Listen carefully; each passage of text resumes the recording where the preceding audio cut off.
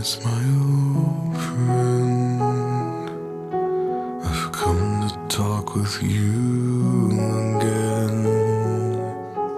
because a vision softly creeping left its seeds while I was sleeping, and the vision that was planted